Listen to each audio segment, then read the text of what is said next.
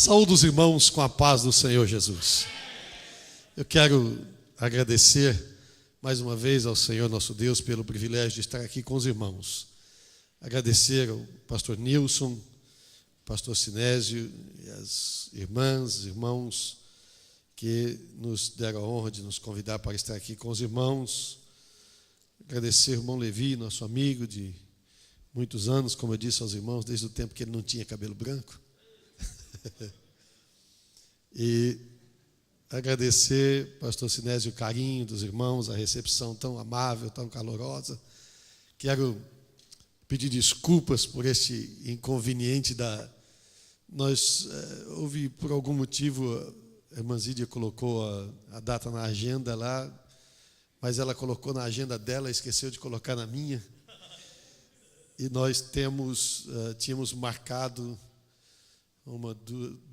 três assembleias gerais em 3 diferentes igrejas na Europa e mais a inauguração de uma igreja em Madrid, uma assembleia geral em Londres, uma assembleia geral em Munique, uma assembleia geral em Genebra e a inauguração da igreja em Madrid. Mas nós mudamos tudo isso para a semana que vem. E se Deus permitir, terça-feira estaremos viajando para estar aqui com os irmãos em nome de Jesus. Deu certo, graças a Deus, e mudamos algumas outras coisas ali. No fim deu tudo certo, para a glória do nome do Senhor Jesus. Eu quero também agradecer o cuidado dos irmãos, o pastor Sinésio, os irmãos que foram ali nos buscar no aeroporto, o irmão Samuel, levou com ele um companheiro veloso, não é, que vela bem da gente, né? E viemos também muito felizes. Estou feliz em estar aqui, amados irmãos. É muito gostoso a gente estar na presença de Deus, né? Eu nasci na casa de um pastor. Quando eu nasci, meu pai já era pastor. Eu fui criado na casa de um pastor. E eu fui criado dentro da casa do Senhor. Eu posso ser chamado de rato de igreja, né? Se tem um lugar que eu gosto de estar, é na casa do Senhor. Quando eu acordei nessa manhã, eu dobrei os meus joelhos e orei ao Senhor e agradeci a Deus, porque Jesus morreu no meu lugar, na cruz do Calvário. Agradeci a Deus pela minha salvação e me alegrei quando me lembrei que eu vinha para a igreja agora de manhã. Alegrei-me quando me disseram: vamos à casa do Senhor. Amém? Glória a Deus. Será que tem alguém que pode me ajudar com a guitarra aqui? Glória a Deus. E rever os nossos irmãos de Sumaré. Tão bom rever os nossos irmãos aqui, nos sentir bem em casa, à vontade, não é? Em poder revê-los. Eu vou cantar um corinho, mas com a licença do pastor, eu geralmente não gosto de cantar assim antes de falar alguma coisa, porque eu tenho medo de todo mundo ir embora. Mas se vocês prometerem que fica, eu vou cantar. Dá um maior para mim, por favor, amado. Eu gosto muito de adorar o Senhor Jesus. Jesus é bom. Jesus é maravilhoso. Jesus é a melhor pessoa que existe em todo o universo de Deus. Jesus é o melhor amigo que alguém pode ter. Jesus é fiel. Jesus é fiel. Jesus é fiel. Jesus é a única pessoa que consegue me aguentar 100%. Só Jesus pode nos suportar 100%. Por isso eu gosto de adorar o nome de Jesus. Você quer adorar Jesus comigo? Porque você não esquece de todas as outras coisas agora e faz de conta que só tem você e Jesus aqui. Aleluia. Toma aí de novo. Digno, tu és digno, ó Deus Supremo Salvador. Digno de ser adorado, de ser exaltado para sempre com louvor. Não é fácil? Digno, tu és digno, ó Deus Supremo Salvador.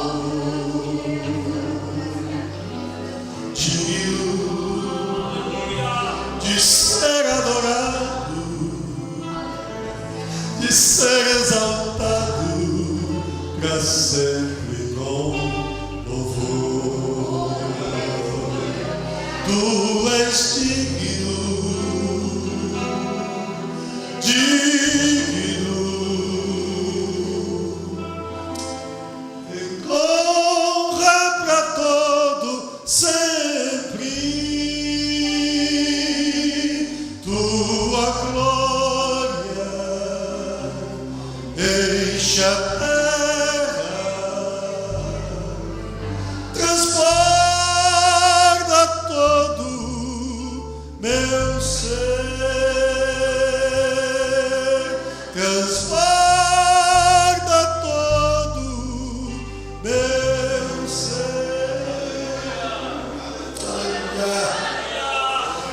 Jesus. Quantos têm palavra de Deus para o seu coração, digam amém. Abra sua Bíblia comigo, por favor. Vamos ler mais uma vez o tema desta festa. Estamos falando um pouco sobre o livro de Tiago, capítulo 5, e o versículo de número 16. Apenas a última parte do versículo. Aleluia. Estamos juntos? Amém? Diz assim a palavra de Deus. Aleluia. A oração feita por um justo pode muito em seus efeitos. Você pode repetir comigo? A oração feita por um justo pode muito em seus efeitos. Vamos orar? Pai, te damos graças pelo privilégio de estar na tua casa nesta manhã para ministrar a tua santa palavra. Senhor, fala aos nossos corações através da tua palavra. Toma-nos, Senhor bendito, como apenas um instrumento, um vaso nas tuas mãos. Ó Senhor, nós damos ao Senhor Jesus Cristo o primeiro lugar, a honra, a glória e o louvor, Senhor. E nos entregamos nas mãos do teu Espírito para ministrar a tua igreja, no nome de Jesus.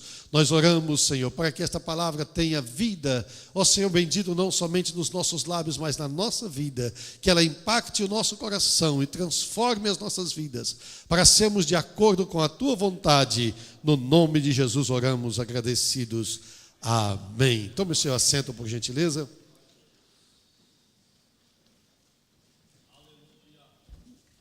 Na sexta-feira, nós meditamos um pouco a respeito dos tipos de oração. Diferentes tipos de oração. E talvez teria sido muito interessante lembrar que existem também diferentes maneiras de nós orarmos, não é? O Senhor Jesus nos ensinou uma delas, disse: quando você orar, entra no seu quarto, fecha a sua porta e fala em secreto, e o teu pai que está em secreto vai te responder. Então, nós gostamos de dobrar os nossos joelhos quando nós oramos, e é gostoso orar ajoelhado. Eu, sinceramente, a posição que eu me sinto mais confortável para orar é ajoelhado. Depois que você acostuma a ficar ajoelhado, você pode passar muito tempo ajoelhado e você não cansa, fica ali com Deus, não é? O tempo passa e você não percebe quando você acostuma a orar ajoelhado. Alguns irmãos em alguns países gostam de orar assentados, nos países orientais principalmente, eles sentam, cruzam as pernas, não é? E ali ficam também muito tempo orando assentados, né? Eu, quando oro assentado, se eu orar naquela posição, já para ficar naquela posição é difícil, né? E se eu ficar naquela posição, eu tenho medo que alguém me confunda com o Buda, então é melhor eu... Mas não faz mal nenhum você orar sentado, orar em pé, orar andando, né? Os irmãos hispanos gostam muito de orar andando. Você já participou de uma vigília de hispanos? Em alguns lugares, dependendo do país, do costume deles, eles ficam andando de um lado para o outro, andam pela igreja inteira, e aquele monte de gente andando e orando, andando e orando. É uma coisa linda, é muito bonito ver aquilo que Deus faz ali no meio daqueles irmãos e como são diferentes os costumes. Alguns oram deitados, e Deus responde a oração de quem ora deitado. Parece que é preguiça, né? Não, né? Ezequias orou deitado e Deus respondeu a sua oração. Respondeu com mais 15 anos de vida, deu vitória para ele, vitória para o seu povo. Deus abençoou a vida daquele rei que buscou a Deus deitado, não é? Existem também formas de nós orarmos a Deus, como nós falamos, a maneira como nós oramos ao Senhor nosso Deus. Por exemplo, às vezes nós oramos aquilo que chamamos de oração em espírito, não é? É aquela oração que a gente não abre a boca, a gente só fala dentro da gente. Deus ouve essa oração? Claro que ouve, não é? Aliás, aquilo que a gente fala dentro da gente é muito mais do que aquilo que a gente fala para fora, não é verdade? Porque as vozes dentro de nós são muito mais abundantes do que aquilo que, na verdade, a gente fala. Porque, às vezes a gente filtra aquilo que a gente fala. Agora, vocês imaginam quantas irmãs falam, não é? Porque se por dentro tem muito mais do que o que é para fora. Está cientificamente constatado que as mulheres falam bem mais do que os homens. mas é cientificamente constatado, né? E glória a Deus por isso, não é verdade? Glória a Deus, porque as nossas irmãs falam mais do que nós, porque nós podemos ouvir mais, né? Aprender mais. Então, aquelas vozes que estão dentro de nós também são ouvidas por Deus. As vozes que estão lá na nossa alma, as vozes que estão lá no nosso coração, são vozes que são ouvidas diante do Senhor nosso Deus. Às vezes, nós apenas pensamos e Deus já está ouvindo. Deus já está captando. Algumas experiências com isso eu tenho que são tão interessantes, né? Uma certa vez eu cheguei na casa do meu pai e havia uma irmã lá do Pernambuco. E você sabe que o pessoal do Pernambuco é canela de fogo, né? E a minha mãe disse assim para nós, a Mabel, minha esposa e eu, e a minha mãe disse assim: olha, Joel, essa irmã vai fazer uma oração por vocês. E ela era uma irmã assim que tinha uma aparência de ser uma pessoa muito simples. E eu orei dentro do meu coração, não abri a minha boca e disse: Deus, se essa mulher realmente é usada por ti, o Senhor sabe que eu quero ouvir a sua voz. Eu quero ouvir, Senhor, a tua voz. Se essa mulher realmente é usada por ti, usa essa mulher em um outro idioma que eu possa entender. Eu tenho certeza que essa irmã não vai saber falar espanhol, não vai saber falar inglês ou qualquer outro idioma que eventualmente eu possa entender. E naquele exato momento, exatamente quando eu terminei de fazer esta oração, sem abrir a boca, Deus tomou aquela irmã e disse: para que tu sepas que eu sou Deus que he criado todas as línguas, a ti te hablo neste idioma. E então ela começou a falar inglês. E depois começou a falar outros idiomas, e cada vez que falava outro idioma, falava o idioma que estava falando. Falou grego, falou hebraico, falou aramaico, falou francês, falou italiano, falou uma série de idiomas que nós podemos reconhecer que são outros idiomas. E eu glorifiquei o nome de Jesus, porque Ele é um Deus que fala conosco. Glória ao nome de Jesus. Não é? Nós às vezes falamos também quando a gente ora, e ora às vezes baixinho, cochichando, né? Às vezes parece que ninguém pode ouvir aquilo que nós estamos falando quando nós estamos orando. Esta oração é válida, é muito válida. Você se lembra de Ana? Quando ela orou diante do Senhor? Está registrado lá no primeiro livro, no primeiro capítulo de Samuel. Quando ela orou ao Senhor, a Bíblia diz que ela chegou e foi orar, e o sacerdote até imaginou que ela tinha tomado umas e outras. Pensou: essa mulher está bêbada. Mulher, afasta de ti o teu mosto. Até quando você vai estar bêbada? Está aqui, porque ela falava, mas só os seus lábios se mexiam, não se podia ouvir a sua voz. Mas ela estava fazendo um tipo de oração que é uma das mais profundas. Ela olhou para o seu sacerdote, o seu pastor, e disse: não, meu pastor, não tenha a tua serva como filha de Belial, não. Eu, na verdade, estou falando a Deus das angústias da minha alma. Eu tenho derramado a minha alma na presença do Senhor. Glória ao nome de Jesus. Esta é uma das formas de orar mais preciosas na vida do crente, quando nós derramamos a nossa alma na presença do Senhor. Às vezes, irmãos, nós temos a impressão de que nós só estamos derramando a alma se estivermos falando alto, se estivermos orando muito alto, não é verdade? Não. Deus está olhando para a atitude do nosso coração. Deus está olhando para a intenção do nosso coração. Ela estava derramando a sua alma na presença do Senhor nosso Deus. São formas diferentes de orar, maneiras diferentes de orar, tipos diferentes de oração, como falamos: gratidão, petição, intercessão, deprecação, pedido de perdão. São orações, a oração de adoração ao Senhor nosso Deus. São tipos diferentes de oração. Ontem nós falamos um pouco sobre os efeitos da oração, aquilo que a oração gera na nossa vida, e eu acho que vimos alguns efeitos da oração aqui ontem. Glória a Deus. Hoje os irmãos estavam me contando que um dos nossos irmãos aqui falou línguas estranhas pela primeira vez. E eu aprendi desde a minha infância e na palavra de Deus que quando alguém fala línguas estranhas pela primeira vez, é porque foi batizado com o Espírito Santo. Glória ao nome de Jesus. Isso é maravilhoso, não é?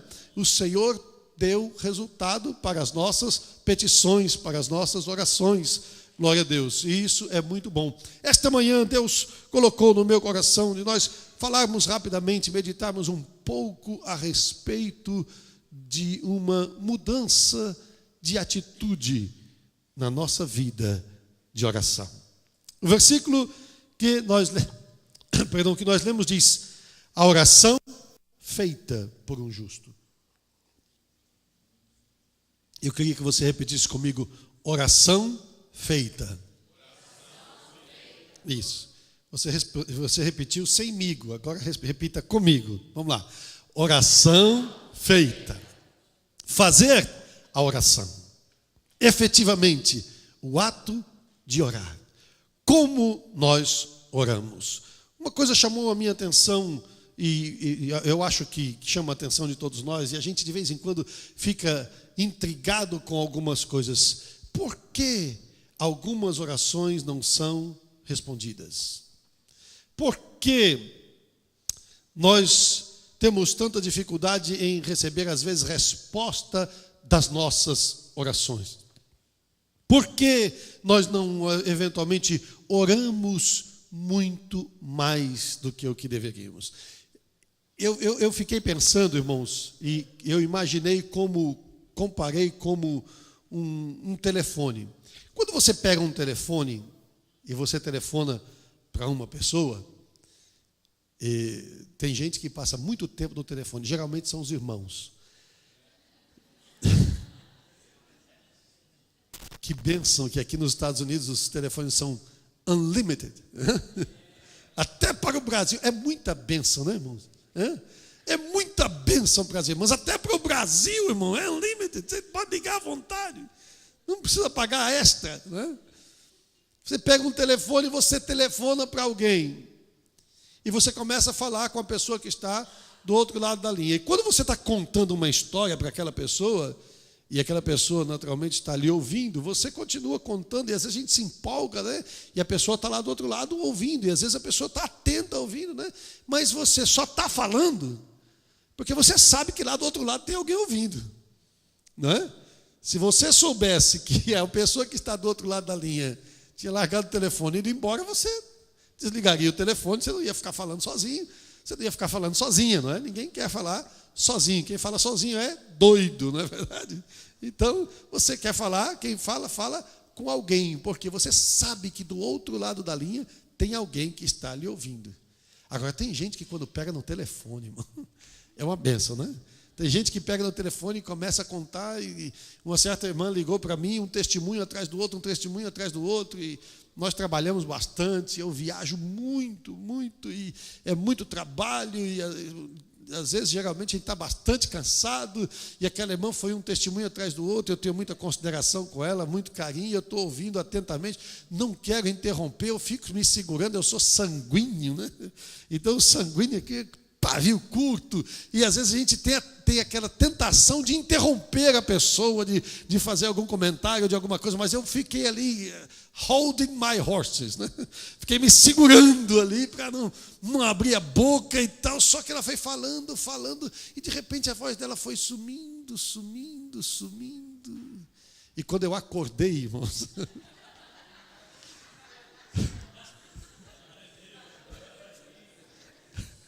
graças a Deus ela ainda estava falando. Então a impressão que eu tenho que foi só um cochilozinho. Sabe qual é o problema com a nossa oração? É que nós não acreditamos que Deus está do outro lado da linha, ouvindo a nossa oração. A Bíblia diz que não dormitará o guarda de Israel. Deus não cochila. Um dos problemas com a nossa atitude na oração é que quando nós dobramos os joelhos ou quando nós vamos orar, seja da maneira que for, quando nós estamos orando, muitas vezes nós não cremos que Deus está ouvindo a nossa oração do outro lado. Você já percebeu a qualidade das nossas orações? Tem orações que eu aprendi a fazer desde criança.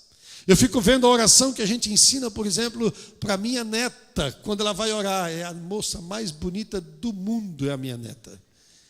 E quando ela vai orar, é a coisa mais linda do mundo, com aquelas mãozinhas, e começa a falar algumas palavras de oração. E aquilo que ela vai aprendendo, ela vai orar, se Jesus não vier, para o resto da vida. Eu aprendi a orar e eu me lembro da oração dos meus pais. E quantas vezes nós nos sentamos para comer, ou a gente vai sair para ir para a igreja, ou vai sair para viajar, ou vai para um lugar ou para outro, e nós temos a tendência de orar exatamente aquilo que a gente sempre orou, sem nenhum significado. É como você orar a oração do Pai Nosso, sem colocar nela nenhum significado. Ela deixa de ser uma oração, passa a ser uma reza. O que é uma reza? É uma repetição apenas. Você não tem consciência daquilo que você está falando. Pai nosso que estás no céu, santificado seja o teu nome, venha o teu reino, seja feita a tua vontade. É igual. Quando nós colocamos sentido na oração, a oração muda.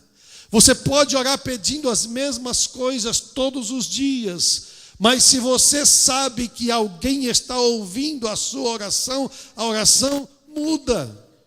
Se você chega na padaria todo dia para comprar pão, e pede o pão, e recebe o pão, e paga pelo pão, você não vai fazer aquilo simplesmente porque você se acostumou a fazer.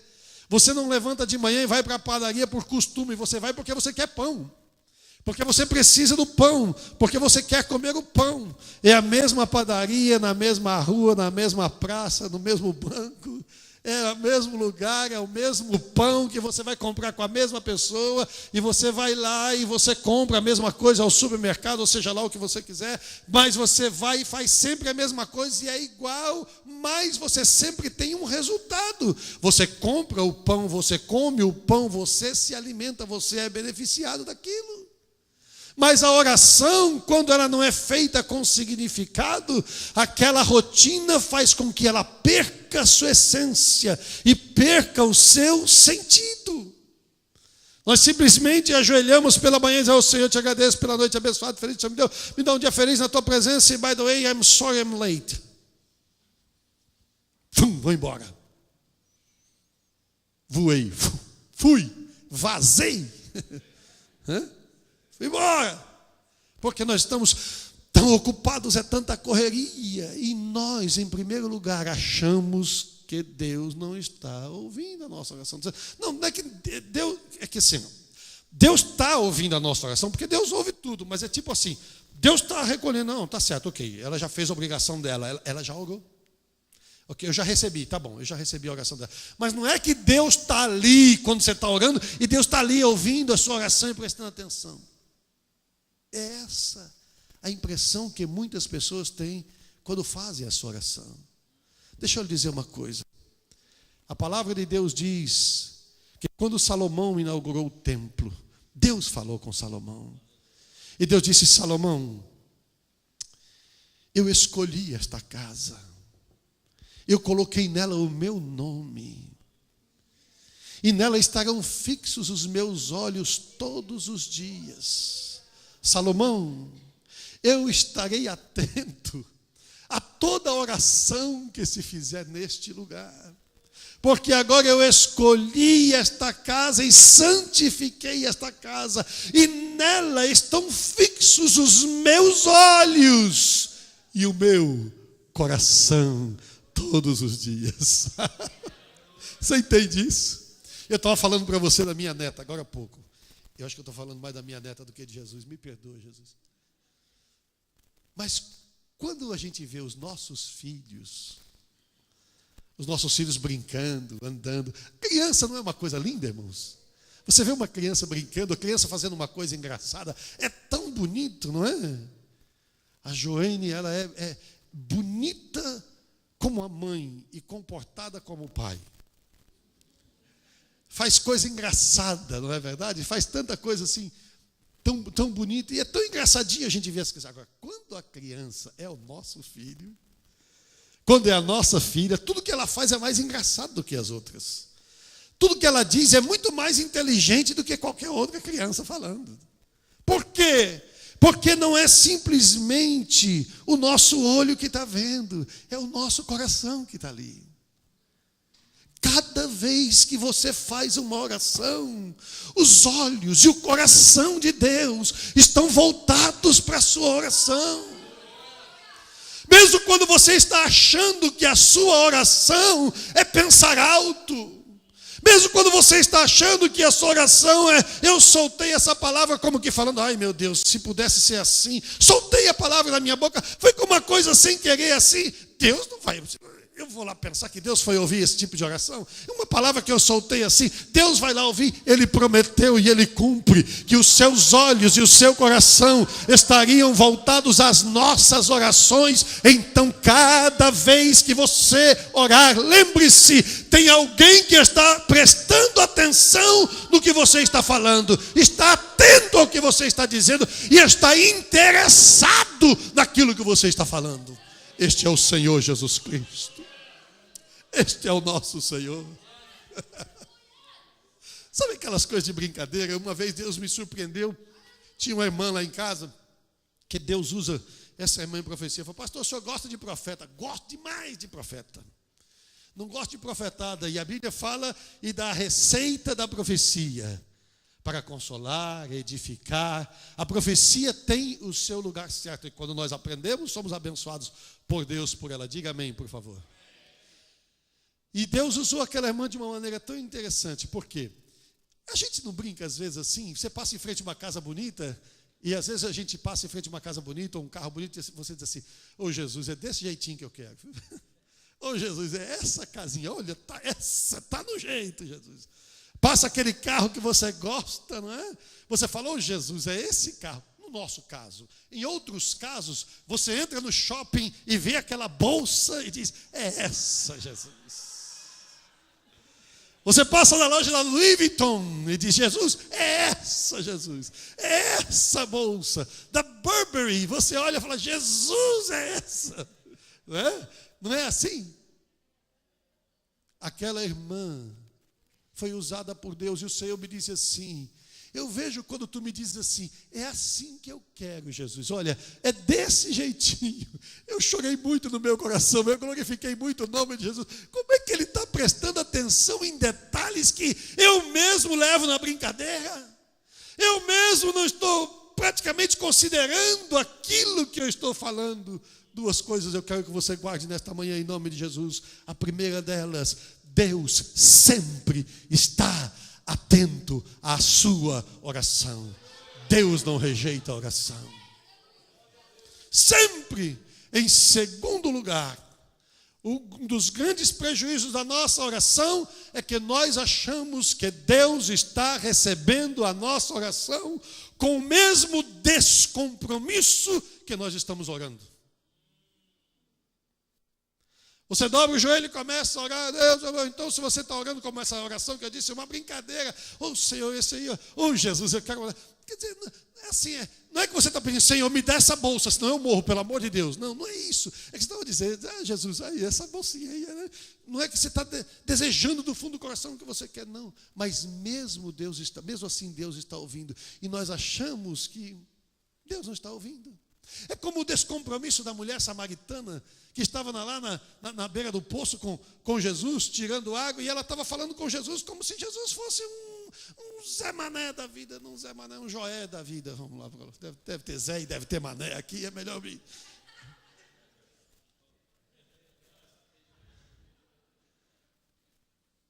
Então ela falando com ele como se ele fosse mais um, né?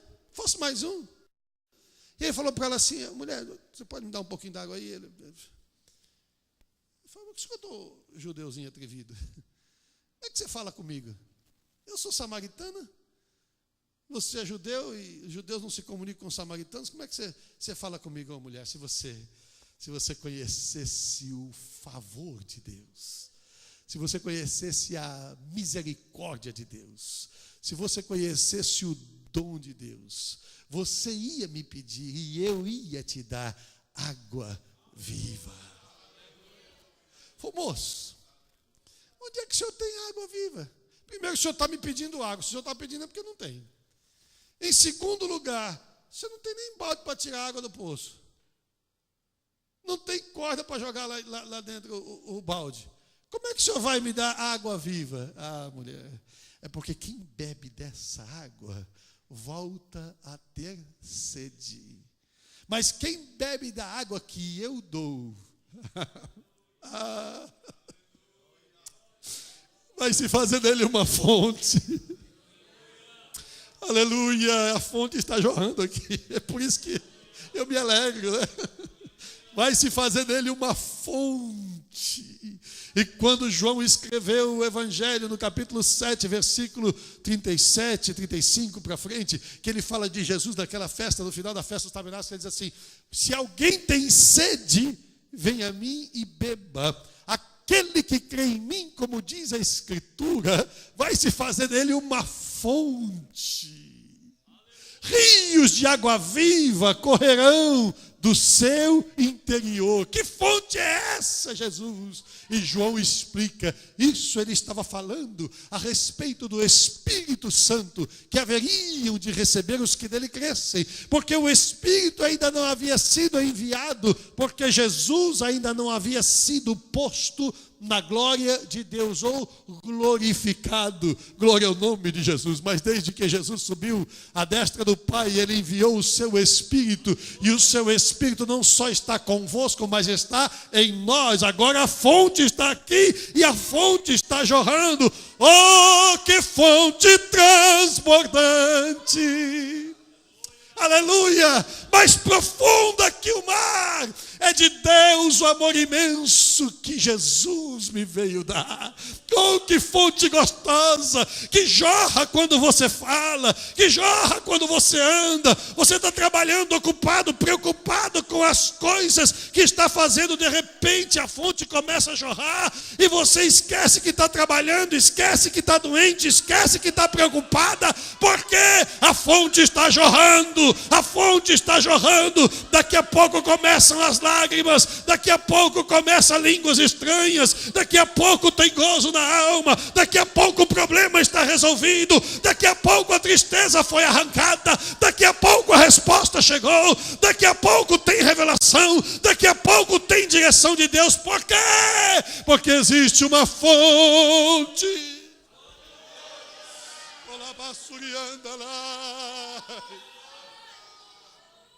Você não pode falar com Jesus como se fosse qualquer pessoa.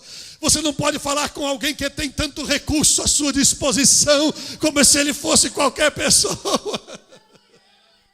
Aleluia! Preciosa fonte. Eu não sei se você tem essa fonte na sua vida, mas se você não tem essa fonte nesta manhã, Jesus quer te encher do Espírito Santo. Nesta manhã o Senhor quer que você mude a atitude da sua oração. A oração feita. Ele quer que você faça oração de maneira diferente. Ele quer que você faça oração de maneira a sentir resultado. E Jesus falou para ela: nunca mais vai voltar a ter sede. A mulher disse assim: eu quero dessa água aí. Eu beber, não precisar mais, nunca mais beber água? Já pensou que maravilha? Não ter que ficar bebendo água, bebendo água, bebendo água. Quem não gosta de beber água pensa assim, né? Eu continuo gostando de beber água. É como se você não precisasse nunca mais abastecer o seu carro, já pensou? Como se você nunca mais precisasse pagar energia, já pensou? Que maravilha, porque a energia vem, nunca mais. É como se nunca mais o avião precisasse cair por falta de combustível, porque a energia está sendo gerada lá no motor do avião e aquilo não para nunca. Já existe um projeto assim. Seria tão bom. Então me dá dessa água. Jesus falou assim: olha, eu dou, mas vamos fazer um acordo? Fala o seguinte, chama o seu marido e vem aqui. Ela falou assim: não, eu não tenho marido. Você respondeu bem. Porque você já teve 5 maridos. E o que agora tens, eu ia dizendo, e o miserável que está com você agora? E o que agora tens não é o teu marido.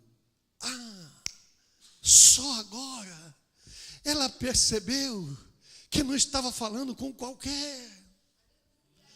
Quanto tempo vai demorar Até que nós nos demos conta, nos venhamos a dar conta de que não estamos falando com qualquer quando nós estamos orando.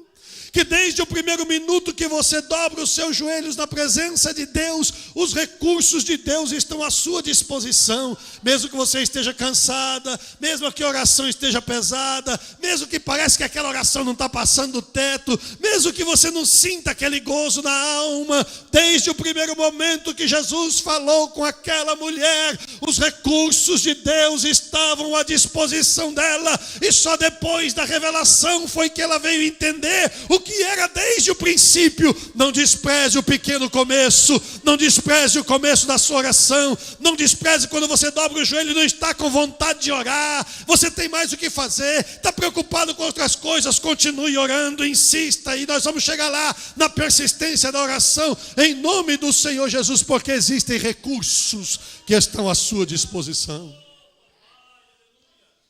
Aí ela se deu conta: o senhor é profeta. O senhor é profeta. Às vezes parece que a gente se acostumou tanto com Jesus. Parece que a gente já se acostumou tanto com as coisas de Deus que todo culto é mais um culto e toda festa é mais uma festa. É mais uma festa. Me perdoe falar assim, pastor, me perdoe. Depois o senhor puxa a minha orelha, viu? Eu estou acostumado tanto com igreja e com festa, e que parece que às vezes toda festa é mais uma festa. Vamos lá, vai ter pregador de fora, vai ser um negócio diferente. E às vezes a gente tem a tendência, parece que, e sempre depois que passa a festa, então parece que faz assim. A frequência diminui porque o pessoal ficou cansado da festa. Mas como cansado? Desde a semana passada você está cansado? Desde domingo passado você está cansado? Você teve o resto do domingo para descansar? Você teve a semana inteira para descansar? E você ainda está cansado? Porque é como se nós menosprezássemos aquilo que realmente Jesus está fazendo no nosso meio. Não é a festa, não é o culto. Todo culto é especial. Não é o pregador de fora. Porque nunca aqui nessa igreja pregou um pregador de fora. Sempre quem prega aqui é o pregador de dentro. É de dentro para fora. É o Espírito de Deus quem fala. É o Espírito de Deus quem prega. E às vezes nós achamos que não, só aquele pregador que conjuga bem os verbos das conturbâncias das insebáceas, não é? É que fala bonito. Sabe o que quer dizer isso? Das conturbâncias das insebáceas? Sabe o que quer dizer isso? Não. Não? As pessoas que não sabem, não. Eu também não sei. Mas se sobe um daquele que é tão simplesinho, se sobre um Joé da vida, né? Nós fumo, nós veio, né? Falei, mas como é que o pastor dá oportunidade para um homem desse?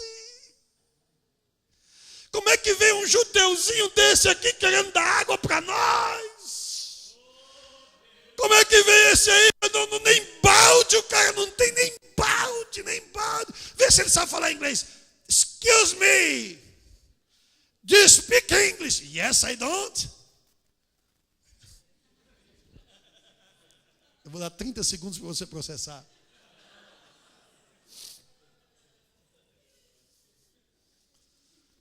E nós desprezamos. Jesus estava dizendo para ela: ei, dona, não é o balde, não é o poço, não é a pessoa, é a água. É a água. Ei, dona, é a água. É a revelação. É o recurso que está à sua disposição. É aquilo que Deus quer fazer. Eu nunca me esqueço que eu tinha um amigo, colega deputado, que era de uma cidade para frente de Ribeirão Preto, um sertãozinho. Ih, eu falei demais já. E aquele deputado falou assim para mim: rapaz, vocês têm um pastor lá na minha cidade. Eu nunca vi uma pessoa falar tão bonito como ele na minha vida. Nunca vi uma pessoa falar de maneira tão eloquente na minha vida. E eu comecei a rir por dentro. Eu conheço o pastor. Ele atropela o português dele e é igual ao meu inglês. Ele atropela tudo, troca os verbos. Eu comecei a rir dentro de mim. Como é que esse camarada que é um jornalista, um radialista, vem falar para mim que aquele pastor fala bonito, porque ele sabe, ele é formado. Ele fala bem o português e vem falar que aquele homem fala bonito, mas eu sabia por quê.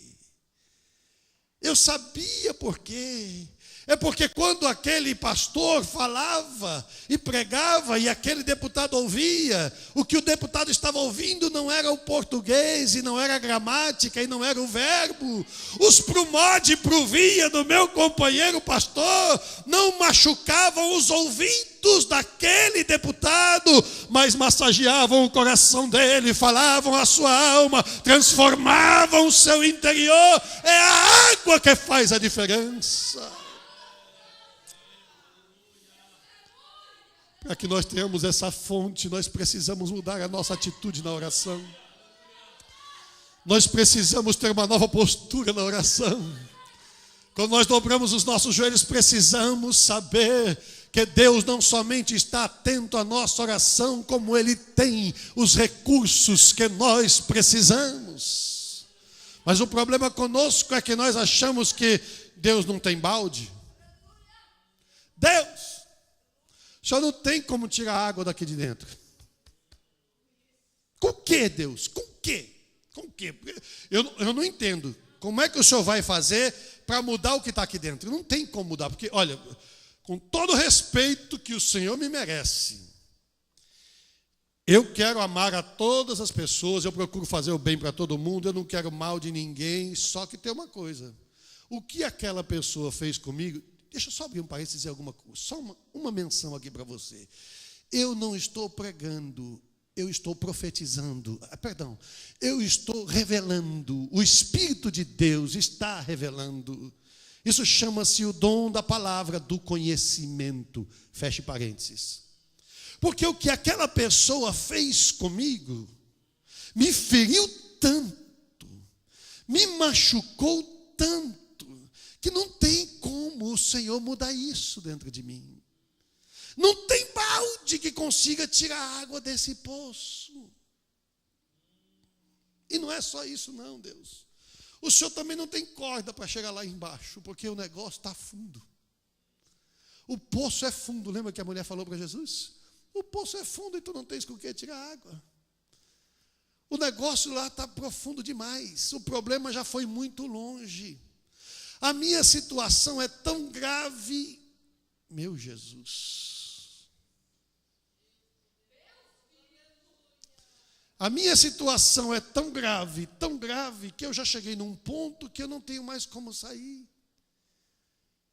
Eu já estou emaranhado, eu já estou preso, eu já estou envolvido com outra situação. E eu não tenho mais como sair. Então a situação já chegou a um ponto que não tem mais como tirar água desse poço. Eu tenho uma boa notícia para você nesta manhã. Quando nós mudamos a nossa atitude na oração, Deus muda todas as coisas. Deus disse para a mulher: eu vou te dar uma água. E quando você beber da água da revelação, você vai entender que Deus abre porta onde não tem nem parede. Deus abre porta onde não tem porta. Deus abre as portas. Deus faz mudanças. Deus muda corações. Deus muda circunstâncias. Deus quer e Deus vai desemaranhar a situação. Deus quer e Deus vai limpar a sua vida. Deus quer e Deus vai tirar você desta situação, dessa circunstância. Deus vai resolver o assunto na sua casa, na sua família. O seu marido vai ser liberto em nome de Jesus. Ele pode estar atado, amarrado, do jeito que for, mas eu conheço um Deus, eu conheço um Jesus, que é aquele que quebra o arco, que corta a lança, que desfaz o laço, que desfaz o ninho, que desmancha o ninho de Satanás. É aquele que limpa, que purifica, que transforma, que lava no sangue de Jesus, que redime. Quanto é? Qual é o preço? Qual é o preço do pecado dele? Quanto é? Está aqui o uma gota do meu sangue e já está pago em nome de Jesus. E agora que eu paguei, eu já remi, eu vou redimir. Eu não paguei, então me dá que é meu, me dá que eu vou levar, me dá que é meu, é meu, é meu, é meu. Eu vou deixar muito claro para você nesta manhã: ele é de Jesus.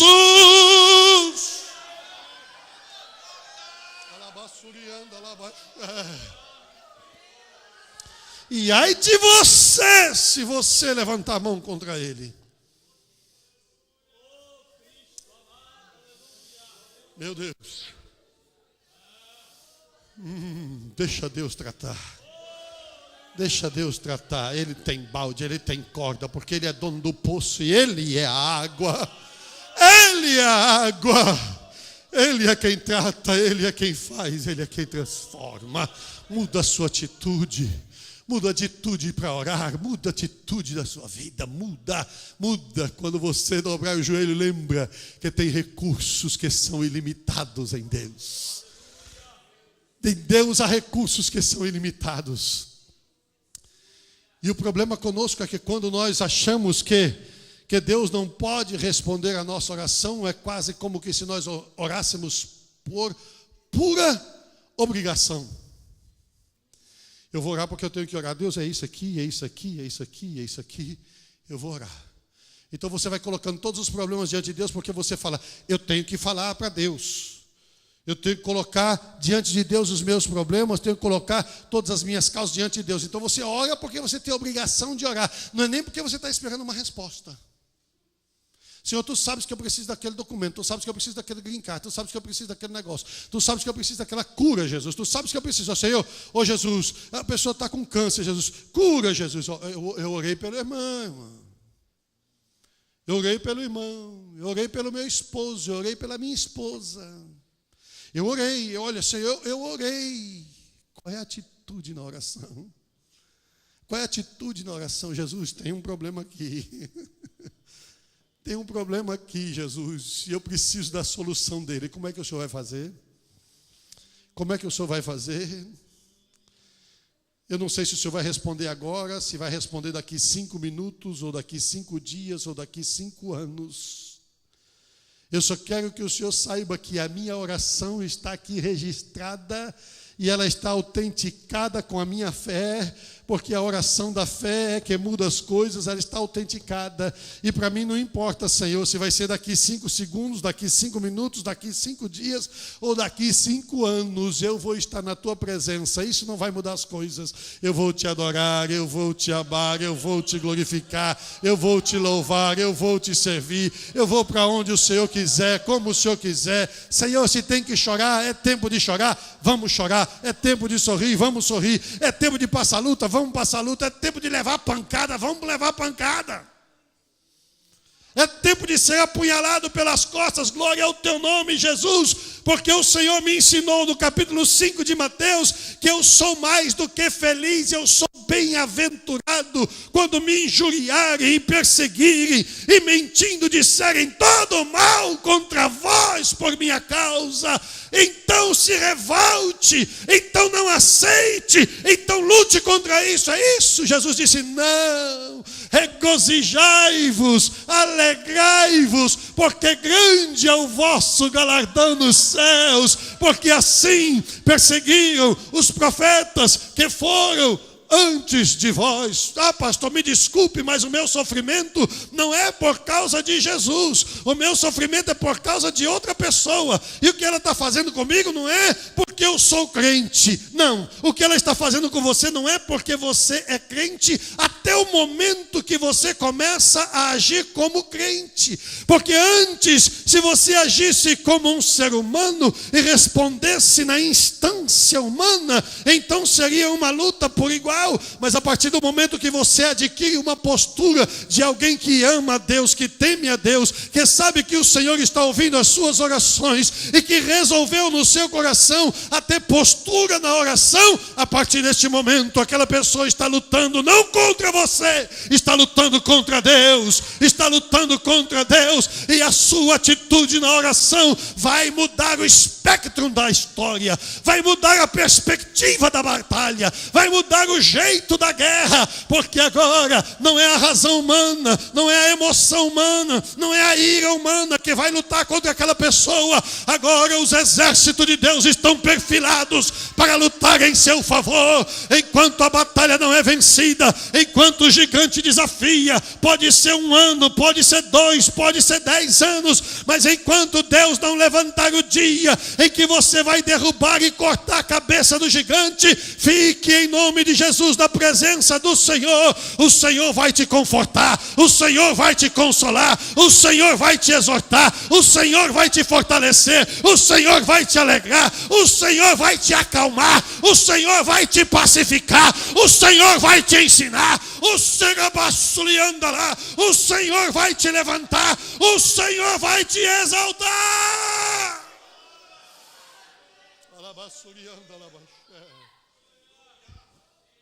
Só tem uma coisa: a nossa atitude na oração precisa mudar.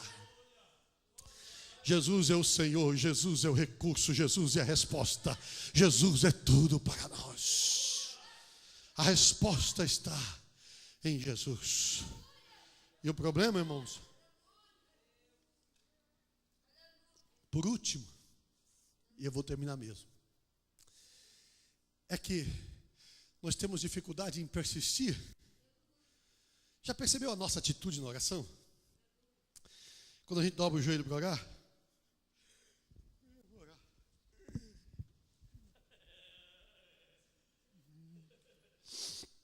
Jesus, desculpa, Jesus, a perna está doendo tanto no trabalho hoje. Desculpa aí, Jesus. Ô Jesus, tu sabe, Jesus, o dia que eu passei hoje, mas mesmo assim eu te agradeço, Jesus. Ô Jesus, tu sabes.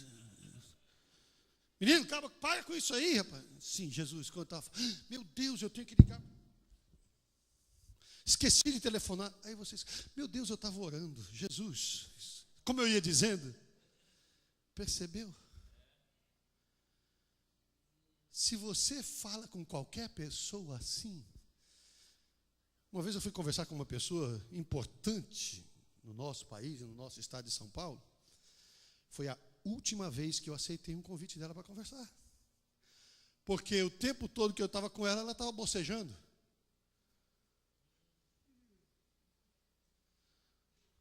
Eu achei uma falta de respeito. Eu sou um Joé Ninguém da vida, sou o terceiro secretário da segunda pessoa do Zé Ninguém, mas, de qualquer maneira, é deselegante você falar com uma pessoa bocejando o tempo todo, a menos que você tenha muita intimidade com essa pessoa, ou alguém da sua família, mas que não é uma conversa. Se a pessoa estiver falando um assunto sério com você, por mais íntima que ela seja, e você estiver bocejando o tempo todo, ela vai falar para você, vai dormir, depois a gente fala. Sim ou não? Como é que a gente dobra o joelho? E no momento da oração, sai de tudo. Até do nariz. Na hora da oração, parece que é a hora que você... Qualquer um que chega do lado, você para.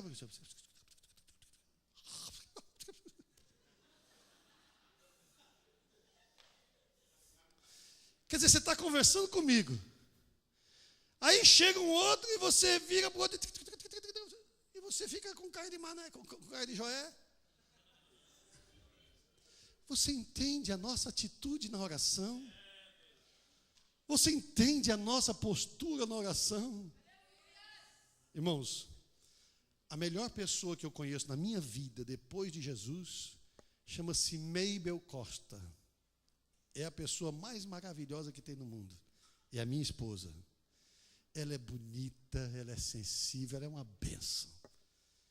Quando eu estou conversando com ela, eu olho para ela e falo com ela, olhando nos olhos dela. Quando ela fala comigo, eu presto atenção no que ela está dizendo. E às vezes eu paro e digo assim para ela, deixa eu olhar para você. Eu só quero olhar para o seu rosto, só isso, nada mais. E agradecer a Deus pela sua vida, porque Deus colocou você na minha vida e te abençoou com a minha. Aí ela fica arriada, os 4 pneus e o estepe. quando eu vou falar com a minha esposa, se eu trato bem os meus irmãos da igreja, se eu trato bem as minhas irmãs da igreja, quando eu vou falar com a minha esposa, eu trato bem 10 vezes mais. Se eu sou gentil com os meus irmãos, eu tenho que ser muito mais gentil com a minha esposa. Se eu sou gentil com os jovens e adolescentes da igreja, muito mais com os meus filhos. Se eu sou amoroso e carinhoso com as pessoas da igreja, muito mais com a minha família. Eu olho para os meus filhos e digo, eu amo você. Eu olho para minha esposa e digo todos os dias, eu amo você. Eu ligo para ela e digo, eu sei que você está morrendo de saudade de mim, mas tudo bem, eu vou suportando. Ela é louca por mim, apaixonada, eu nem ligo. Se eu sou assim com a minha esposa, se eu sou assim com os meus filhos, imagine por aquele que morreu por mim. Imagine com o meu Senhor Jesus. Eu não posso dividir a minha atenção dele com ninguém mais. Eu não posso começar a orar e de repente distrair a minha cabeça com isso ou com aquilo. Acontece e acontece, mas eu insisto e persisto para não perder o foco da minha oração. Esse é o último ponto que eu quero falar a você nesta manhã. Persistência. Persistência. Persistência. Persistência na oração. Não é pelo muito pedir, mas é porque você tem posição. É isso que eu quero, é isso que eu sou, é isso, meu Deus. Eu quero orar, eu quero ser de oração. Senhor, eu quero conhecer a tua vontade imperativa, não a tua vontade permissiva, porque às vezes o pai fala, não sobe aí que você vai cair, menino. Ah, pai, mas eu quero subir. Não, meu filho, você não pode subir, você vai cair. Não, pai, mas eu quero subir. O pai fala, então tá bom, sobe. Sobe, bum, cai. Ah, eu não falei para você que você ia cair?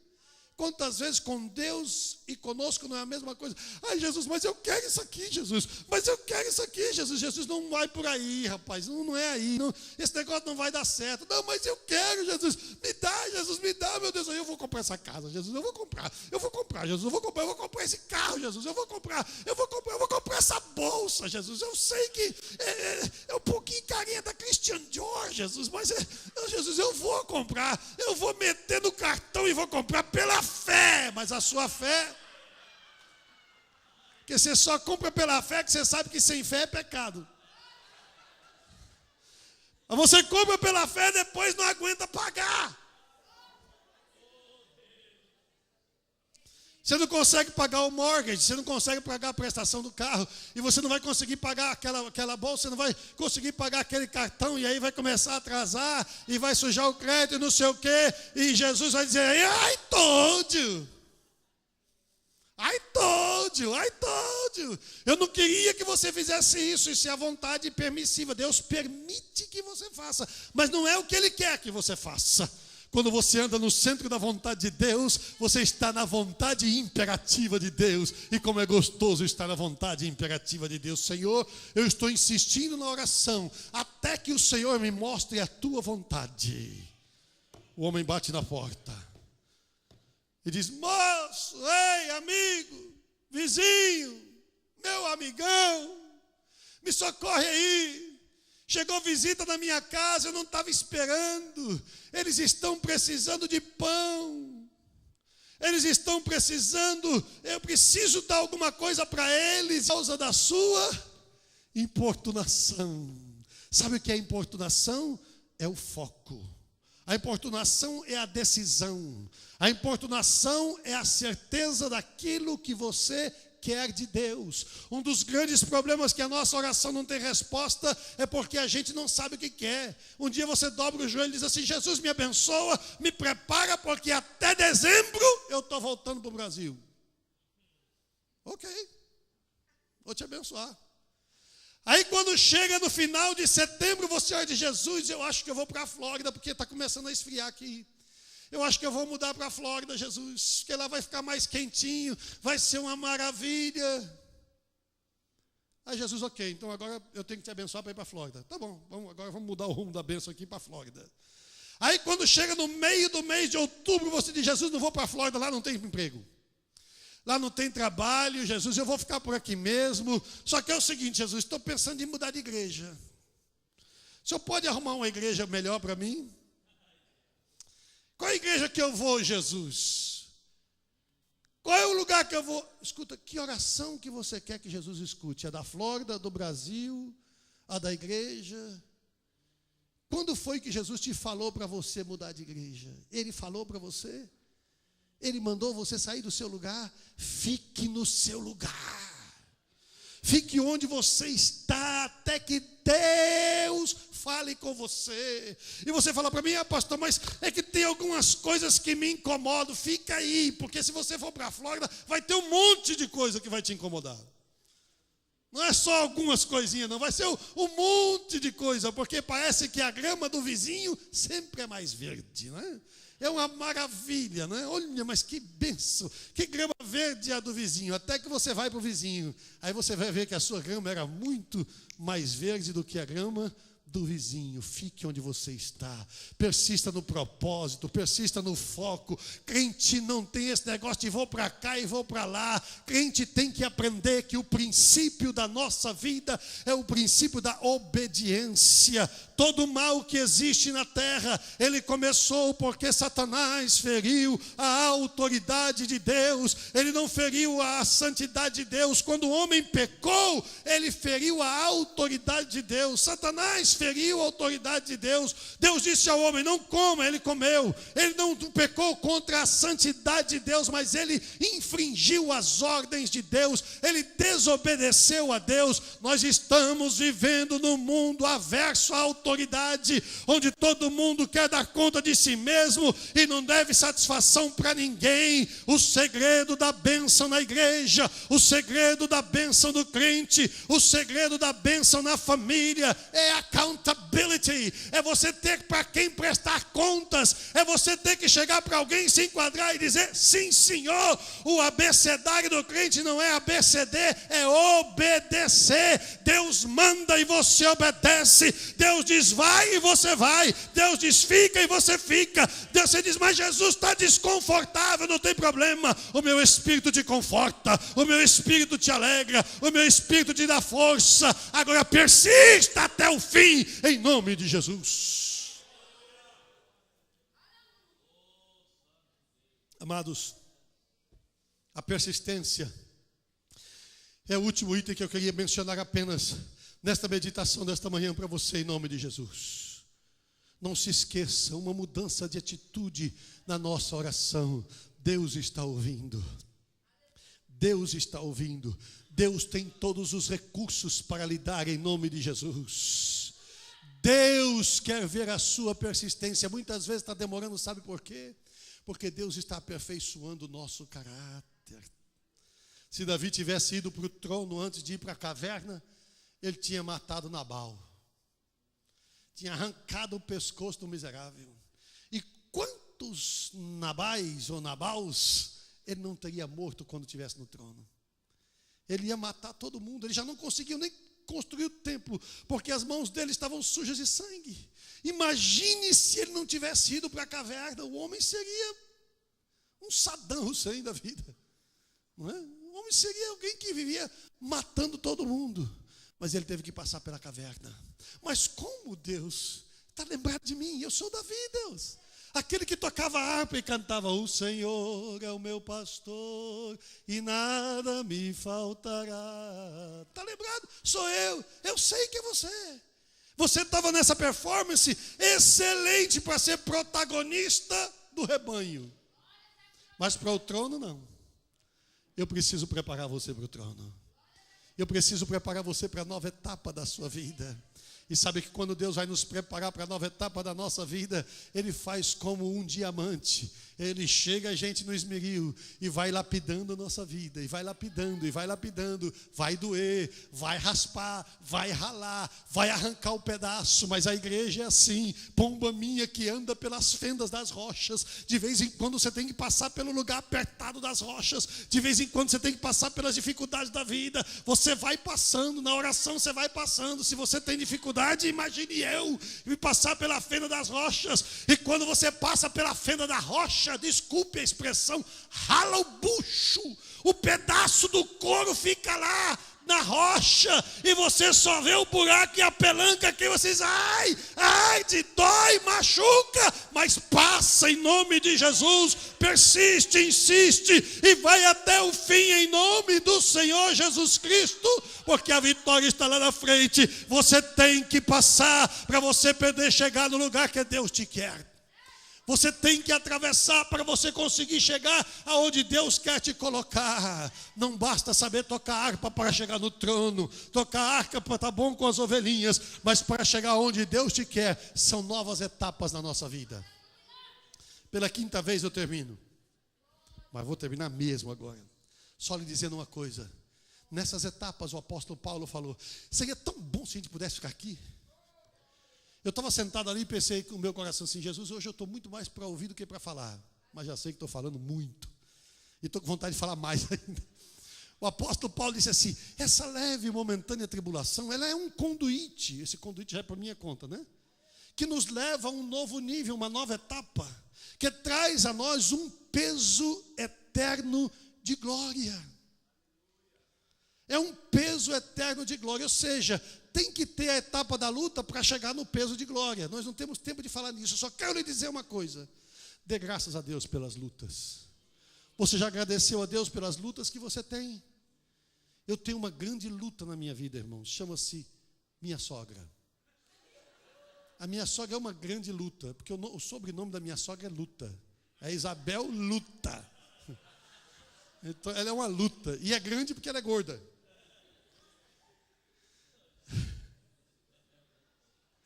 Agradeça a Deus pelas lutas que você tem. Você já agradeceu a Deus? Porque toda luta passa, irmãos. Ela vai passar, essa também vai passar. Escute que coisa linda. Quando essa luta passar, Deus vai te dar uma luta maior do que essa. Diga amém. Não é uma bênção isso? Amém ou não? Porque se Deus te der uma luta menor, é porque você não cresceu. A luta maior é para quem já cresceu. E quanto maior é a luta, mais você cresceu. E glorifique a Deus por isso. De vez em quando eu me deparo com cada luta que eu digo, Jesus, o Senhor está apostando em mim mesmo, né? O Senhor está acreditando que eu estou conseguindo passar por essa luta? Será que o Senhor não se enganou, não? Essa luta é para mim mesmo? Será que o Senhor não mandou para o endereço errado? Essa luta não é para alguém que tem mais condição do que eu, e você vai se surpreender com o tamanho da luta que Deus ali me dá. Pastor, pelo amor de Deus, mais luta? Luta maior do que essa? Quando é que isso vai terminar, pastor? Será que vai ser assim a vida inteira? Não vai não, meu irmão. Graças a Deus, não vai ser não. Você vai acostumar. E quando você se acostumar é porque você já aprendeu a confiar em Deus. E quando você aprendeu a confiar em Deus é porque você já aprendeu a persistir.